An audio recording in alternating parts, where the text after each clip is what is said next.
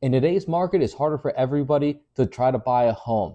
Particularly people who have never bought a home before have no idea how much things cost. Today I'll be going over roughly how much things cost when you're buying real estate. So stick with me.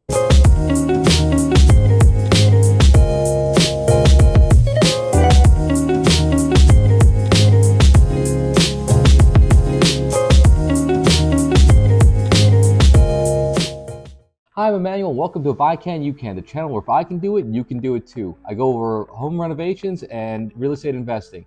Now, if you like this content, please like and subscribe below or leave me a comment. I'd like to hear what you have to say. But today, I'll be going over how much things cost in real estate. Now, you got to keep in mind, people always look at something as maybe it's just a down payment. When you buy a house, we always hear this. You need 5% down, 10% down, 20% down. That seems like real easy math. If I buy a house and it's $100,000 and I only need 5% down, I could buy a house for $5,000. Well, not so fast. There's other things that come along with it, like closing costs. And that's what I'm going to be going over today, those little items that people don't tell you about. Now, 3 things you need to look out for, I'll talk about the basic ones, are the down payments. It could be as low as 3.5% down for an FHA loan. It could be 5% down for a conventional loan, or even 0% if you're a veteran and you have a VA loan. Now, closing costs, that's typically 2 to 5% of whatever the loan value is. So if it's $100,000, that's $2,000 to $5,000. Now, keep in mind, if you have an FHA loan and you thought it was going to be 3.5% down, and you go to the closing table and it turns out it's going to be 5% for the closing costs, you're spending more on the closing costs than you are for the down payment. Imagine that. You save up all this money and all of a sudden your bill is double what you thought it was going to be. So this is why it's important to keep in mind these little aspects. Next, you're going to have inspection and appraisal. Now, both these things depend on where you live and how extensive the inspection is going to be, but inspection could be anywhere between $300 to $600. More if you add more things that you want to inspect for mold and for radon and all these other add-ons, or sewer scope. All these things will add on to that price.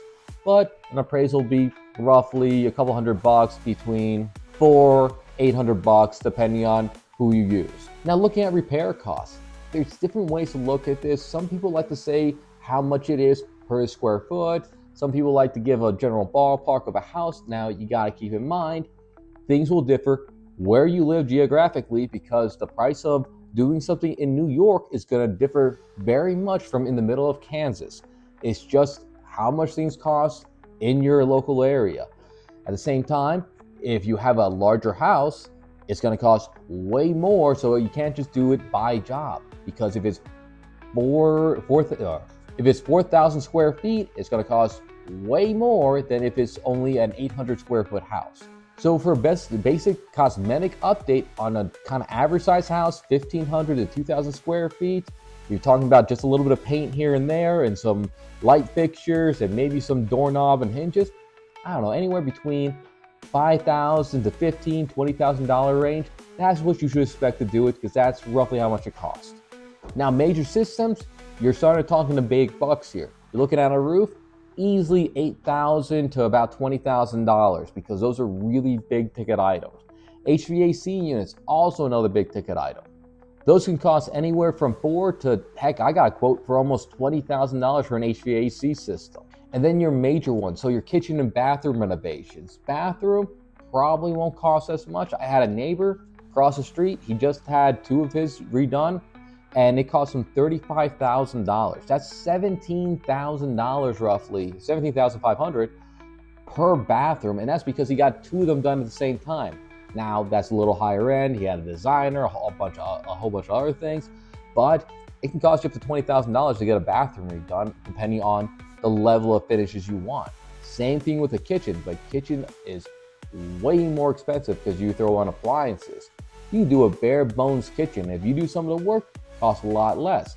If you want something that has high-end Thermador and a Sub-Zero fridge, and you want marble countertops and you want custom cabinetry, heck, you could talk into over $100,000 for a kitchen. But I'd like to say somewhere between $20,000 to $40,000 is a good estimate for a kitchen remodel for an average house. Now let's go over your holding costs too. These are going to be your ongoing expenses. So you have to look at the entirety that this is broken down into. That's going to include your mortgage payment, your property taxes, your homeowner's insurance, your HOA fees, water, and you want your sewer, you want your trash, your electricity, gas if you're paying for gas too. All these things will add up, and I can't tell you how much that's going to be because it depends on how much your interest rate is, how much of a loan you took out, your local utilities. All these things are going to differ. I've seen places that have HOA fees being $20 a month because they have nothing they're upkeeping, and I've seen them be as high as thousands of dollars a month. It just varies location to location and what you're getting. However, what I can say, if you have an average maintenance cost of between 1% to 2% of the house every year. Okay, that's if you're buying the house and using it for yourself. Now, if you're trying to rent it out, trying to start a business and get some profit, completely different. You have some other fees that are going to go in there. 3 things that you want to keep in mind is you're going to want repairs, you want vacancies, and you want CapEx, which is capital expenses. So it's the big items. People are going to ask me, what's the difference between repairs and capital expenditures? Repair is if you have a tenant fall and put a little hole into the wall, hey, just pay a couple $100 or something, have a guy go in there, fix the drywall, paint it, sand it down, paint it over. Real easy fix. Those can add up because you can have a lot of little things that add up on that. However, the CapEx ones are going to be your roofs, your HVAC system, the major items that you need to save up for. And you don't want to shell out $20,000 all in one go, so you need to put a little bit of money away each year to add up for that. And the same thing for vacancy. You have to assume that your property is going to be vacant at some point in time. You're going to have turnover trying to bring it back up to standards. I like to say at minimum 5% on each of these, bare minimum. But you can go up a little bit more if you have, an older house. Heck, if you have a brand new house and it's under warranty, you can probably reduce some of these.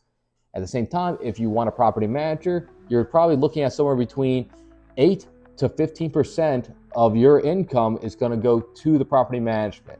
Is that a good idea? Well, it depends on what you want to do. If you want to spend your whole time managing people, go ahead and do it yourself, and you can save that money. At the same time, if you want to take the exact same amount of time that you would spend managing and look for other deals and free yourself up to build your portfolio, then it may be worth it to do it the other way. It all depends on what you want to do.